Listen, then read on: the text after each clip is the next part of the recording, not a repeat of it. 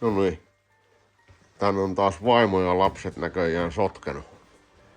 Vitsi, niitä pitäis kyllä vahtia koko ajan. Kaikki paikat on täynnä törkkyä.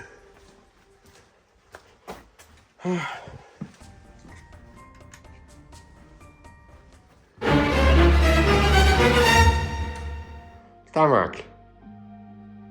Aivan hirveässä sotkussa. Tuppuilla kaiken näköistä lonkerotörppöä ja muuta. No voi.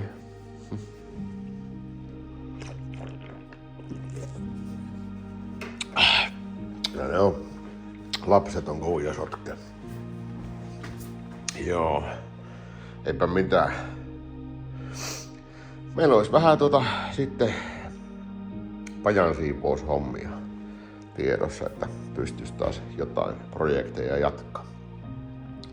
Aloitellaan sillä ehkä huomenna. Nyt on saunapäivä. Tarkoitus olisi laitella tänne YouTubeen niinku miltei työttömän toimitusjohtajan arkitouhuja kautta ikuisuusprojekteja. Niitä ikuisuusprojekteja on vähän kertynyt.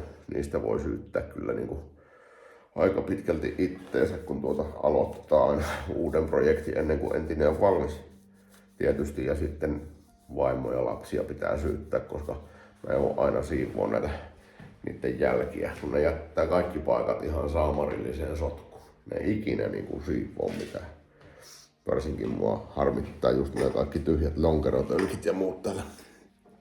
Mutta semmosia olisi varmaan luvassa. Tää oli niinku vähän niinku kanava intro. Eli ei antanut niinku mitään, ei kertonut yhtään mitään, mistä on kysymys. Mutta jos tuntuu siltä, niin nyt mä en oo harjoitellut tätä, kun tää on niinku ihan eka video nyt. Eli tilaa kanava, paina peukkuu, älä vedä peukkuu.